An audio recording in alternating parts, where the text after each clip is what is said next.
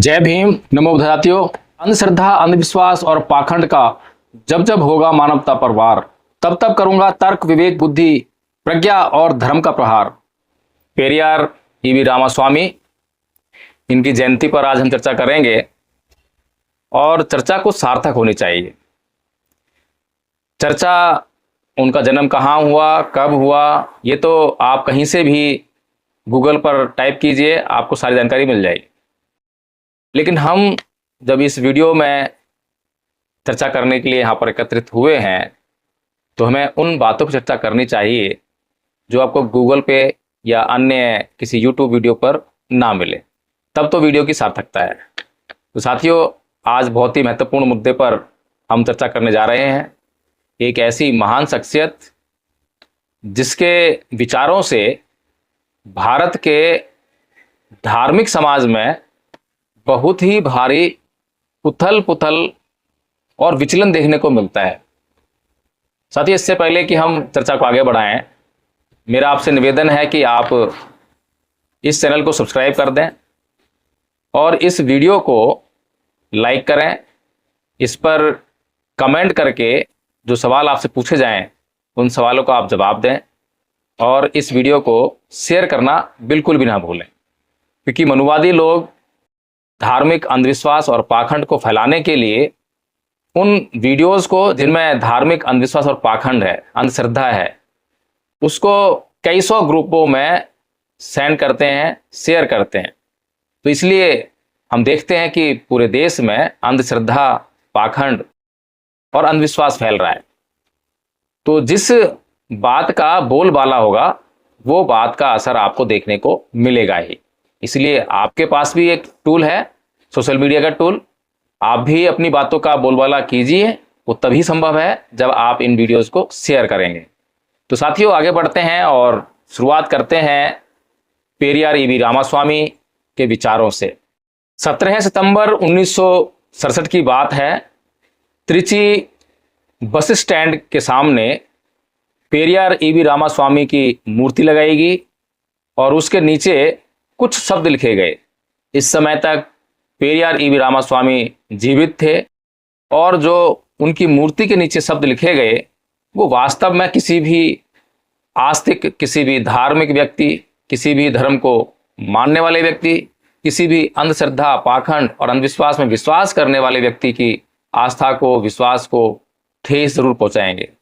वे शब्द क्या थे ये जानना बहुत जरूरी है। उनकी मूर्ति के नीचे लिखा था कि कोई भगवान नहीं है, कोई भगवान नहीं है, भगवान का अस्तित्व नहीं है। जिसने भगवान को बनाया वह मूर्ख है, जिसने भगवान का प्रचार किया वह बदमाश है, और जो भगवान की प्रार्थना करता है, भगवान से प्रार्थना करता है, वह बर्बर है, जंगली है।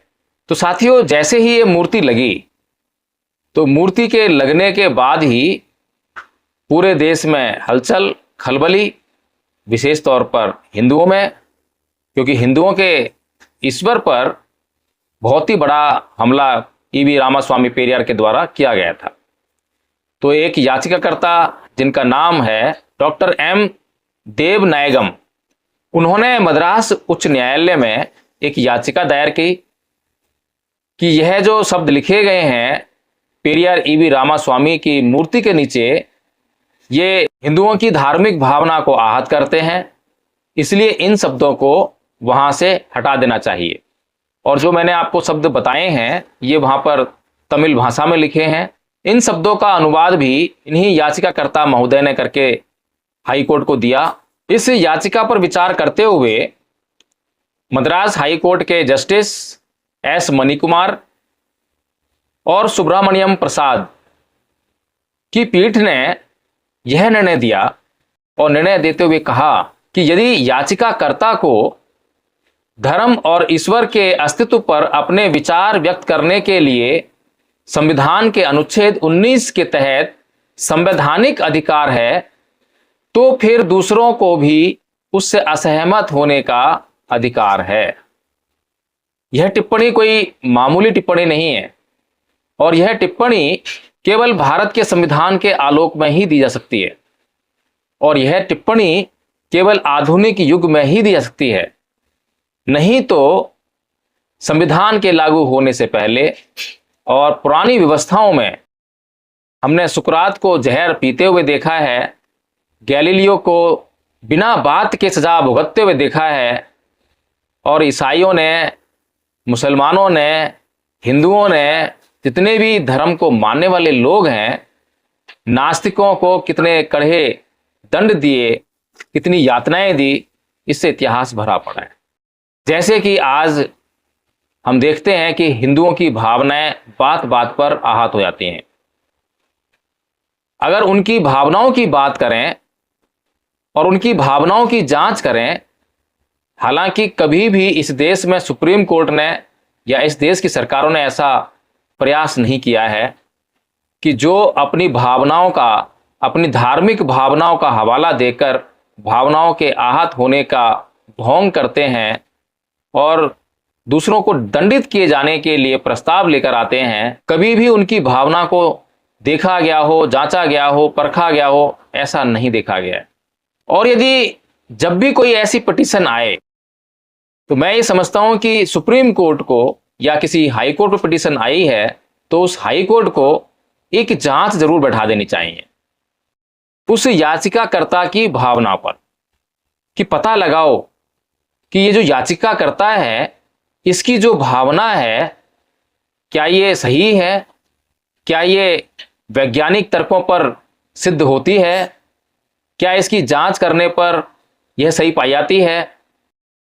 अगर ऐसा काम भारत की सुप्रीम कोर्ट या भारत के उच्च न्यायालय करने लग जाएं तो सोचिए इस भारत में कितना बड़ा सामाजिक सुधार हो सकता है। लोगों को अंधविश्वास, पाखंड और अंधश्रद्धा से एक मुक्ति मिलने लग जाएगी। भारत को बहुत पीड़ा हो रही है, बहुत नुकसान हो रहा है, और यह नुकसान अंधविश्वास, पाखंड और अंधश्रद्धा से हो रहा है, और यह सब धर्म के नाम पर हो रहा है। और यह सब जो है, जो भारत के, दुनिया के जितने भी बुद्धिजीवी हैं, पढ़े लिखे लोग हैं, वे सब अच्छी तरह जानते हैं कि हाँ ये नुकसान हो रहा है। लेकिन समस्या वही कि देख तो रहे हैं कि ये नुकसान हो रहा है, लेकिन कोई ट्रीटमेंट क्यों नहीं करते हैं। ठीक है, आप सीधे सीधे किसी के खिलाफ नहीं बोल सकते हैं, लेकिन जब आपके पास मौका आए तब तो आप बोल सकते हैं, तब तो आप जांच कर सकते हैं। मेरे सामने खड़ा होकर कोई व्यक्ति अगर ये बोले, एक मूर्ति को हाथ में लेकर, कि इस मूर्ति में शक्ति है, ये मूर्ति मुझे सब कुछ देती है, तो मेरे पास तुरंत उस समय यह मौका उपस्थित होता है कि उसके कथन की मैं जांच करूं, उससे मैं जो है सहमति लूं, उससे पूछूं कि क्या मुझे उस मूर्ति की जांच करने की इजाजत है।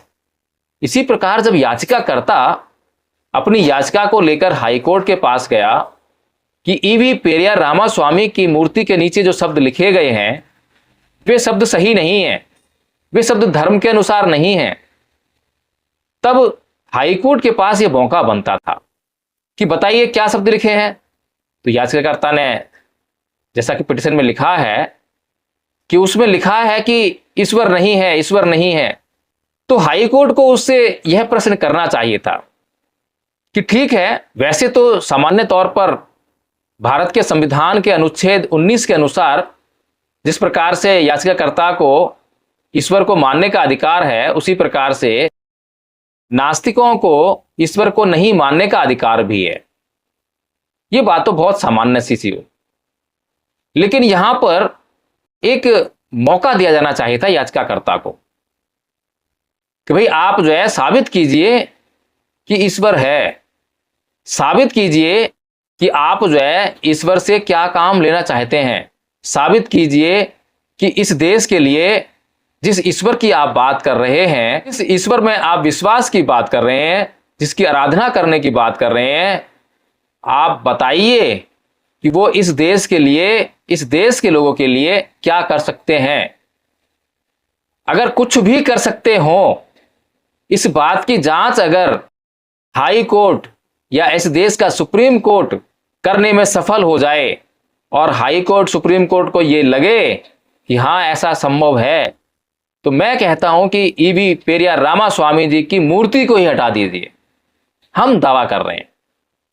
लेकिन समस्या तो ये है कि ना तो हाई कोर्ट और सुप्रीम कोर्ट ये प्रश्न याचिकाकर्ता से करता है, और ना ही याचिकाकर्ता के भीतर यह हिम्मत है, और ना ही इस देश के किसी भी आस्तिक, चाहे वो हिंदू हो, मुसलमान हो, ईसाई हो या किसी भी धर्म को मानने वाला हो, जो ये कहता हो कि मेरे ईश्वर में शक्ति है, ईश्वर मूर्ति में वास करते हैं और उस मूर्ति में शक्ति आ गई है, जो ऐसा ढोंग करते हैं, जो ऐसी बातें करते हैं, मैं गारंटी हाथ कहता हूं उनके भीतर इतनी हिम्मत नहीं है कि ईवी पेरियार रामास्वामी जी की मूर्ति को हटाने के लिए वो इस चुनौती को स्वीकार कर सके। तो साथियों, आप मुझे कमेंट के माध्यम से बताइए कि क्या इस देश का कोई भी हिंदू, कोई भी मुसलमान, कोई भी ईसाई या कोई भी दुनिया का धर्म को मानने वाला व्यक्ति जिसका प्राकृतिक शक्तियों में विश्वास होता है,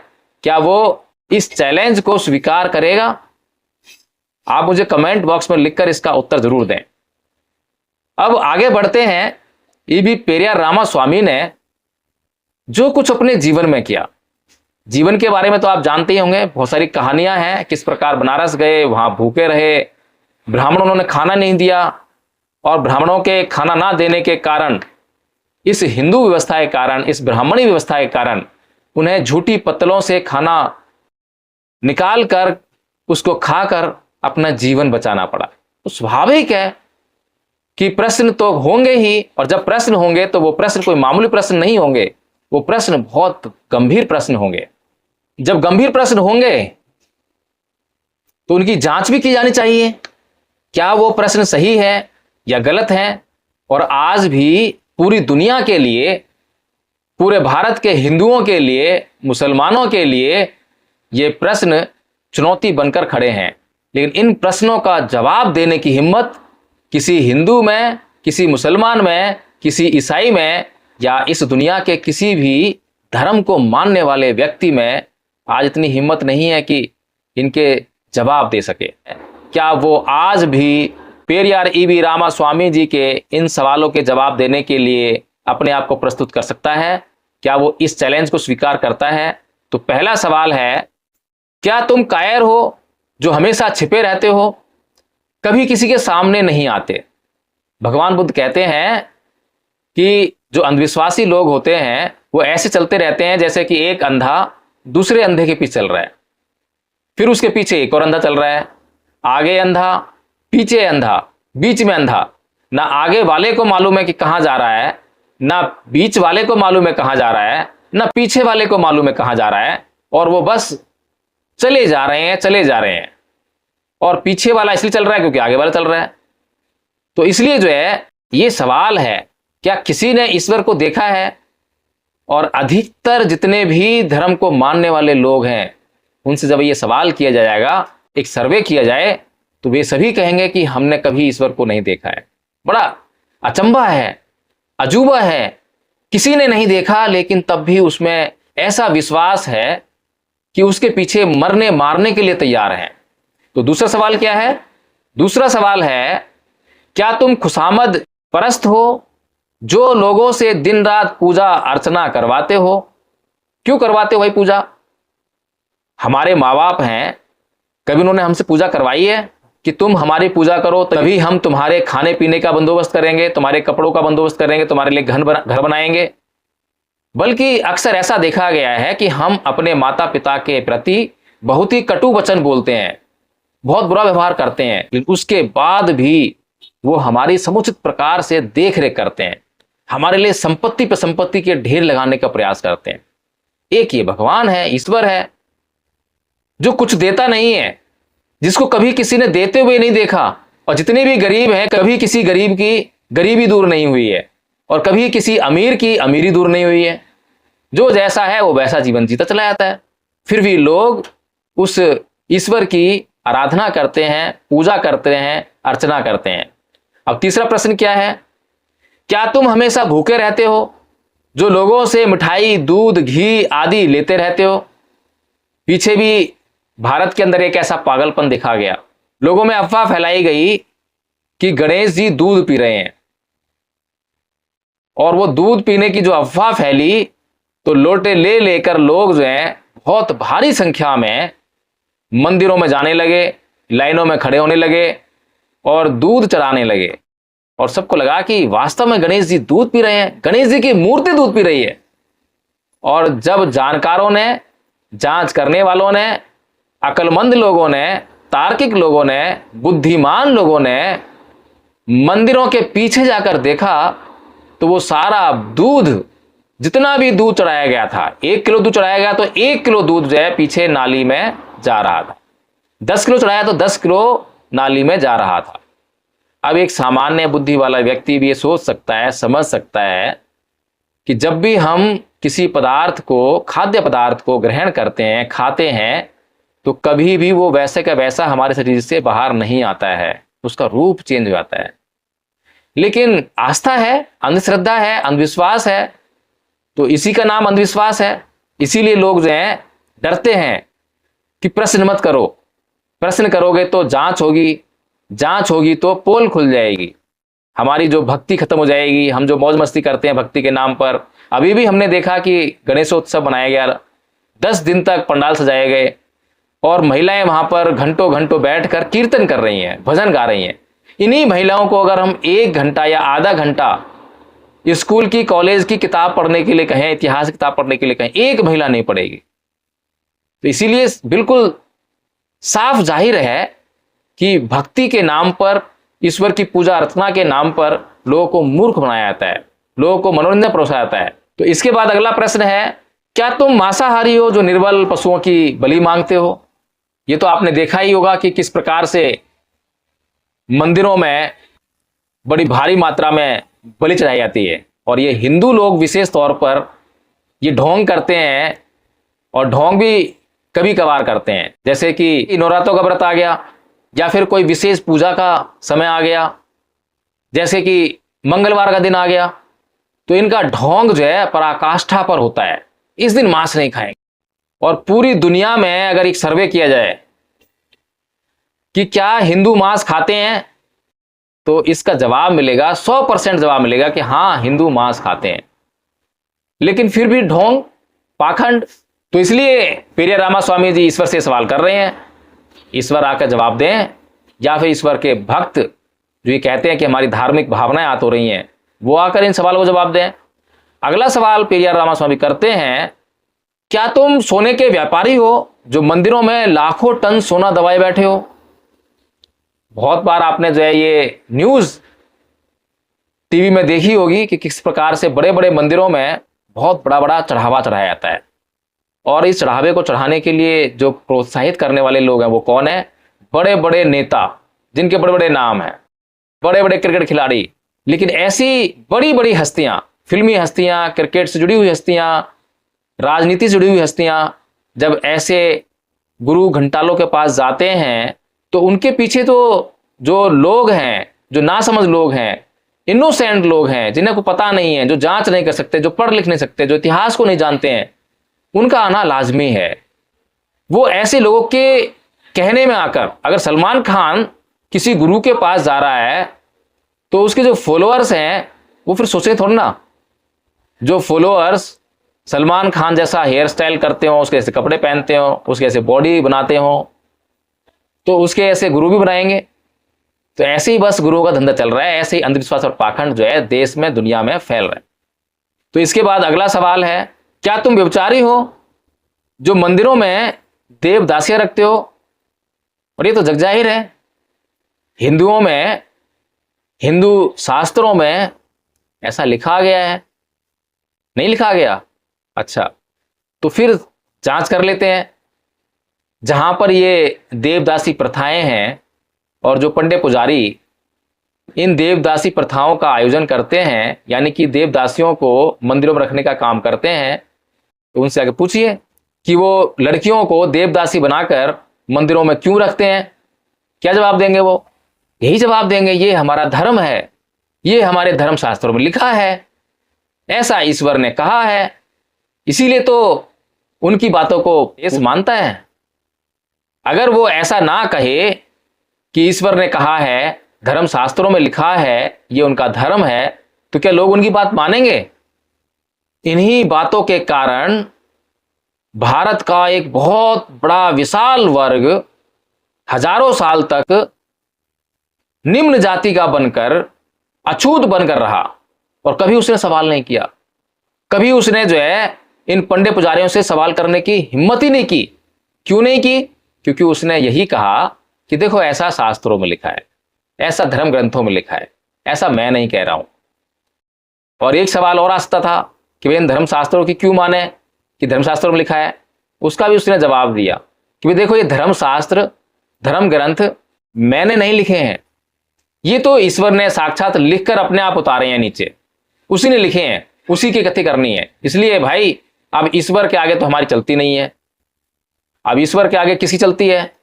जो लोग पहले से ईश्वर में विश्वास लेकर आए हों, ईश्वर को मानते हों, ईश्वर में शक्ति को मानते हों, ईश्वर कुछ भी अनिष्ट कर देता हो ऐसा मानते हो, तो फिर उनको उस ईश्वर के प्रकोप से कौन बचा सकता है? कोई नहीं बचा सकता। इसीलिए लाखों करोड़ों लोग जो हैं हजारों वर्षों तक गुलाम बने रहे।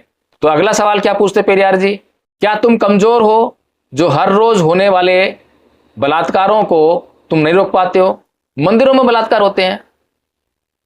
अभी एक पाखंड जो है अयोध्या में हिंदू रचा, राम की मूर्ति में प्राण प्रतिष्ठा की कि राम की मूर्ति में प्राण आ गए हैं, प्राण आ गए हैं, ऐसा लोगों को बताया गया। उसी मंदिर में सफाई का काम देखने वाली एक नव युवती जो बीए की स्टूडेंट है, उसके साथ में कई लोगों ने सामूहिक बलात्कार किया। आप बताइए, जो राम के मंदिर की सफाई का काम देख रही है, राम की मूर्ति या राम जी उसके चरित्र की सफाई का काम नहीं देख पाए। उसके चरित्र की सफाई का काम किसका था? क्यों नहीं देख पाए? और एक नहीं, पता नहीं कितने बलात्कारों की घटना हमने सुनी है जो मंदिरों में की हैं। मंदिरों में नहीं की हैं, बल्कि पुजारियों ने की हैं। लेकिन धर्म के नाम पर अधर्म को मानने वाले लोग, पाखंडी लोग, अंधविश्वासी लोग, अंधश्रद्धालु लोग, उनके सामने सारे तर्क फेल हो जाते हैं। तर्क देने वाले लोगों की कमी नहीं है, समझाने वाले लोगों की कमी नहीं है, लेकिन समझने वाले लोगों की कमी है। क्योंकि लोग मूर्खता का शिकार हैं और अपनी मूर्खता को दूर करने का प्रयास भी नहीं करते। तो अगला सवाल क्या है पेरियार जी का? क्या तुम मूर्ख हो? ईश्वर को कह रहे हैं कि क्या तुम मूर्ख हो? करिए, कोई चैलेंज कर सके तो। जो विश्व के देशों में गरीबी भुखमरी के होते हुए भी अरबों रुपयों का अन्न, दूध, घी, तेल बिना खाए ही नदी नालों में बहा देते हो। अरे भाई, कोई भूखा आदमी हो तो उसे तो अपने पेट का अन्न भी बचाकर उसको खिला देने में अच्छा लगता है। अगर हमारे पास 10 रोटियां हैं और 10 रोटी मेरे परिवार के लिए हैं, 5 लोग हैं, 2-2 रोटी उनको मिलने वाली हैं, कोई अतिथि आ गया, कोई भूखा व्यक्ति आ गया, तो हम एक एक रोटी खाकर ही या उसमें से आधी आधी रोटी देकर हम उसमें संतोष कर लेंगे, अच्छा लगेगा। लेकिन अगर वो जिसको हम जो है अपनी आधी आधी रोटी दे रहे हैं और उसके पास 3-4 रोटी हो गई और वो उसे खाए ना, बल्कि वो जो है कूड़े पे फेंकाए, क्या करेंगे आप? आप शांत रहेंगे? गुस्सा नहीं आएगा? उस पर गुस्सा क्यों आएगा? और उस मूर्ति पे गुस्सा क्यों नहीं आता है जिस पर आप जो है इतना दूध चढ़ाकर आते हैं, इतना घी चढ़ाकर आते हैं, पता नहीं क्या क्या हवनों में चढ़ाते रहते हैं, और वो सारा नष्ट हो जाता है और उसके बदले ईश्वर कभी आपको कुछ देता भी नहीं है। यही सवाल तो कर रहे हैं पेरियार जी। दे कोई आस्तिक जवाब, कोई धर्म को मानने वाला जवाब। आगे पेरियार जी पूछते हैं ईश्वर से कि क्या तुम बहरे हो जो बेवजह मरते हुए आदमी, बलात्कार होती हुई मासूमों की आवाज नहीं सुन पाते हो? बहरा ही होगा। और लोग ढोंग करते हैं मंदिरों में आके घंटी बजाने का कि घंटी बजाकर जो है हम ईश्वर को, देवी देवता को जगाएंगे, वो हमारी फिर सुनेगा और हमारे लिए कुछ काम करेगा। ऐसा कोई व्यक्ति जो मंदिर में जाकर घंटी बजाकर देवता को जगाने का काम कर रहा हो, अगर उससे जुड़ी हुई किसी महिला के साथ में बलात्कार हो रहा हो, तब उससे बोला जाए कि भाई एक काम कर, मंदिर में जा और घंटी बजा, देवता जागेगा और वही इसको जो है सबक सिखाएगा, तू कुछ मत कर, मान जाएगा? कभी भी नहीं मानेगा। यही सब हुआ। अभी राम मंदिर का उद्घाटन हुआ, कि रामभद्राचार्य जी तपाक से बोल उठे कि जब भी कोई बीमार पड़ जाए तो सीधे राम लला के दर्शन करने जाए, हनुमान चालीसा का पाठ करे। और उनका इतना कहना था और ईश्वर ने उनकी परीक्षा ले डाली। तीसरे चौथे दिन ही बीमार पड़ गए और बीमार पड़ते ही ना तो रामलला सूझे, ना ही हनुमान चालीसा पढ़ा और ना ही उनके लिए किसी ने पढ़ा, और सीधे पहुंच गए हॉस्पिटल। लोगों को बोल रहे हैं कि आप हनुमान चालीसा पढ़ो, रामलला के दर्शन करो, और खुद जो है रामलला का दर्शन करने के बजाय, हनुमान चालीसा का पाठ करने के बजाय या करवाने के बजाय सीधे हॉस्पिटल पहुंच गए। तो इसीलिए तो पेरियार रामास्वामी जी ये सवाल पूछ रहे हैं, अगर किसी हिंदू में इतना विश्वास है, इतनी श्रद्धा है, इतनी आस्था है, तो आकर जवाब दो और पेरियार जी की मूर्ति को हटवा दो। पेरियार जी के बातों में विश्वास रखने वाले लोग खुद उस मूर्ति को हटाएंगे। आप जवाब तो दो। फिर उसके बाद पेरियार जी पूछते हैं कि क्या तुम अंधे हो जो अपराध को होते हुए नहीं देख पाते हो? कितने अपराध हो रहे हैं, हर पल अपराध हो रहे हैं। और मूर्ख बनाने वाले लोग और खुद में मूर्ख लोग क्या बोलते हैं, कण कण में भगवान है। अरे भाई, कण कण में भगवान है तो अपराध करने वाले लोग जो हैं कैसे अपराध कर रहे हैं? उनके भीतर भी भगवान है, हर कण में भगवान है ना, तो उसके भीतर भी भगवान है। यानी कि वो भगवान भी अपराध कर रहा है, वो भगवान भी बलात्कार कर रहा है, भगवान भी हत्या कर रहा है। मूर्खता की पराकाष्ठा है। इसीलिए तो पेरियार रामास्वामी जी सवाल कर रहे हैं और सवालों का जवाब नहीं आ रहा है। इसीलिए हाईकोर्ट भी कह रही है कि भाई हैंड्स अप कर देती है, भाई मैं भी जो है कुछ नहीं कर सकता हूं, जैसा तुम्हें अधिकार है वैसे ही उसको अधिकार है। दोनों अपना जो है शांति से अपने अपनी बातें रखते रहो, अपनी पूजन अर्चना करनी तुम्हें पूजन अर्चना करते रहो, उन्हें अपना जो है इसका विरोध करना है वो विरोध करते रहे, लेकिन शांति से करते रहो, हिंसा नहीं होनी चाहिए। कोर्ट तो बस यही कर सकती है। लेकिन पेरियार को मानने वाले लोग जो है चैलेंज कर रहे हैं, मैं चैलेंज कर रहा हूं। तो पेरियार जी अगला सवाल पूछ रहे हैं कि क्या तुम आतंकवादियों से मिले हुए हो जो रोज हजारों लाखों लोगों को मरवाते रहते हो? जाहिर सी बात है, रोज हजारों लाखों लोग मर रहे हैं, यूक्रेन रूस का युद्ध चल रहा है उसमें मर रहे हैं, ईश्वर कहीं दिखाई नहीं दे रहा। ईश्वर कहीं होता, दिखाई देता तो निश्चित तौर पर उनकी रक्षा करता, उनको बचाता या युद्ध को रोक देता। तो इसीलिए पेरियार जी ये सवाल पूछ रहे हैं और जवाब नहीं मिल रहा है। अगला सवाल पेरियार जी पूछते हैं, क्या तुम आतंकवादी हो जो तुम चाहते हो कि लोग तुमसे डर कर रहें? कभी शनि का डर, कभी राम का डर, कभी कृष्ण का डर, कभी काली माता का डर। इतने डर दिखा दिखा कर लोगों को कभी कुछ चढ़वाते हैं, कभी कुछ चढ़वाते हैं। पंडित पुजारी क्या क्या करवा लेते हैं, जो करवाना हो वो करवा लेते हैं, जो उनको चाहिए वो मंगवा लेते हैं। इसीलिए पेरियार रामास्वामी जी इस देश के लोगों को आगाह कर रहे हैं, बता रहे हैं कि भैया या तो मेरे सवालों का जवाब दे दो, नहीं तो फिर जो है तुम सरेंडर करो, तुम छोड़ दो ये सब मानना, जो है ये पाखंड है, अंधविश्वास है। अगला सवाल पूछते हैं कि क्या तुम गूंगे हो जो लाखों करोड़ों लोग तुमसे सवाल पूछते हैं लेकिन तुम उनके सवाल को सुनते नहीं हो, ना उनके जवाब देते हो? पूछो सवाल, कोई सवाल पूछो, कोई विनती करो। तो मूर्ख बनाने वाले लोग आपको फिर से कुछ ना कुछ ऐसा बोल देंगे जिससे कि आप उनकी बातों को मानने के लिए मजबूर हो जाओ। और मजबूर इसलिए हो रहे हो क्योंकि आप मूर्ख हो, आप जो है उस विश्वास को तोड़ना नहीं चाहते हो। तो मूर्खता तो आपकी अपनी है। तो पेरियार रामास्वामी जी इसीलिए आपसे बोल रहे हैं कि भैया अपनी मूर्खता को छोड़ो और थोड़ी जांच करने का प्रयास करो। और जांच भी कोई बहुत बारीक, बहुत गहन नहीं है, बहुत मुश्किल नहीं है, बहुत आसान है। लेकिन फिर तुम आसान काम को भी ना करना चाहो तो मूर्खता के अलावा और वो क्या है? तो अगला सवाल पेरियार जी पूछते हैं कि क्या तुम भ्रष्टाचारी हो जो गरीबों को कभी कुछ नहीं देते हो? कभी किसी गरीब को कभी कुछ नहीं दिया, ये जग जाहिर है, स्पष्ट है। जबकि गरीब पशुवत काम करके कमाए गए पैसों से कतरा कतरा तुम्हारे ऊपर न्यौछावर कर देते हैं, गरीब करते हैं। अडानी अंबानी जो है उनको क्या फर्क पड़ता है, वो एक सोने का छत्र चढ़ाएं। अब उसको जो है सोने छत्र चढ़ाते हुए देख ले कोई गरीब जिसकी आस्था हो ईश्वर में, तो वो सोचेगा, प्रश्न करेगा, इसने सोने छत्र चढ़ाया तो इसे क्या मिलेगा? इसे पैसा मिलेगा, इसे पैसा मिलेगा तो मुझे भी चढ़ाना चाहिए। फिर क्या करे वो जो है, कहां से लाए सोने छत्र? ना सोने छत्र होगा ना चढ़ा पाएगा। लेकिन कभी भी वो मूर्ख आदमी ये सवाल नहीं कर पाता है कि क्या वास्तव में सोने का छत्र चढ़ाने से या सोने के आइटम्स ईश्वर को भेंट करने से कभी किसी का भला होता है, कभी कुछ को मिलता है किसी को कुछ?